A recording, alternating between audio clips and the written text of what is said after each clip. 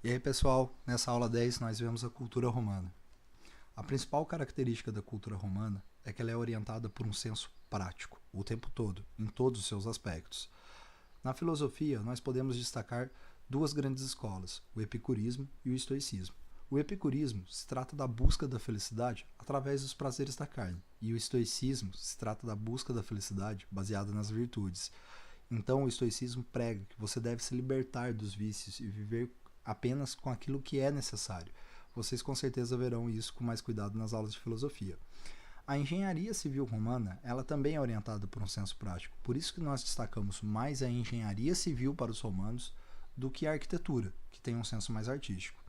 O maior exemplo dessa engenharia civil com um senso prático são os aquedutos, já que as cidades romanas às vezes adquiriram proporções gigantescas para a antiguidade. A própria cidade de Roma é um exemplo muito claro disso. Ela teve mais de 1 milhão de habitantes. E apesar de surgir perto do rio Tibre, essa sociedade ela não se mantém uma sociedade fluvial ou de regadio. Ela cresce numa proporção que o rio não consegue garantir a subsistência para sua população. Assim, muitas vezes os romanos precisavam construir canais que se estendiam por centenas de quilômetros para garantir que a água chegasse até a cidade, garantindo a subsistência da população.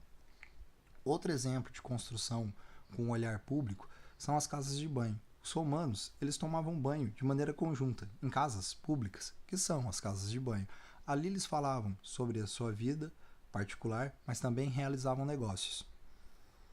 O direito romano é uma das bases mais importantes do direito ocidental contemporâneo.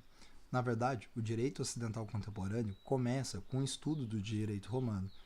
Em Roma, 3 grandes áreas se destacavam, repartindo as leis entre elas: o jus naturale, que são os direitos naturais de todos os seres viventes; o jus civilis, que são os direitos de cidadania daqueles que são romanos e como eles devem se comportar com a ideia de república romana; e o jus gentio, que são o direito dos povos, referente aos povos vizinhos de Roma e quais direitos esses povos teriam ao participar do Império Romano. A arquitetura se destaca por grandes obras, assim como o aqueduto, e também tem o detalhe do arco romano. Aqui nós temos o Panteão, uma das construções arquitetônicas mais destacadas de Roma, mostrando a sua capacidade de construção ao mesmo tempo de uma capacidade artística. Ela remete a certos ideais gregos, como as colunas da fachada e o frontão de forma triangular.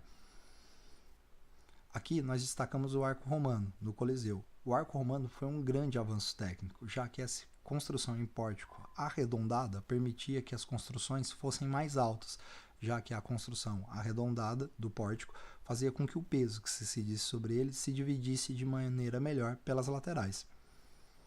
A mitologia romana ela tem sim uma base grega, sempre se tenta identificar Júpiter com Zeus, Diana com Artemis, mas a verdade é que os deuses romanos eles adquirem um caráter mais belicoso, e alguns deles têm as suas características distorcidas, como é o caso de Marte, que seria representado por Ares. Ares para os gregos era o deus da guerra violenta, enquanto Marte para os romanos, além do deus da guerra, é o deus pai da nação. Marte não é somente o pai da nação, ele também é o deus da guerra estratégica, uma característica que foi retirada de Atenas. Para os gregos, Atenas era estratégia, Ares era a violência.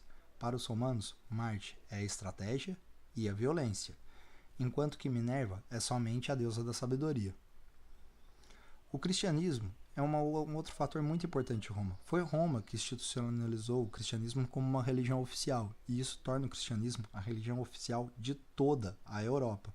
Assim, quando o Império Romano cai, a Igreja Católica é uma instituição super poderosa, se tornando a instituição mais poderosa de toda a Idade Média. O latim dá origem às diversas línguas modernas e contemporâneas, como o italiano, o português, o espanhol, o francês e o romeno.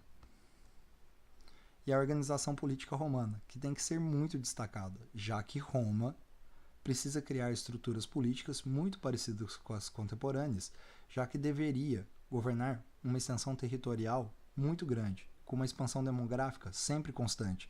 Então é preciso criar uma ideia até mesmo de representação política, enquanto que os gregos, apesar de criarem os termos políticos e muito debaterem sobre eles em sua filosofia, têm uma experiência de política mais direta, como é o caso da democracia ateniense, onde o cidadão discutia todas as leis. Roma tem a experiência da votação, de se eleger os seus representantes. sendo um dos princípios da democracia representativa contemporânea.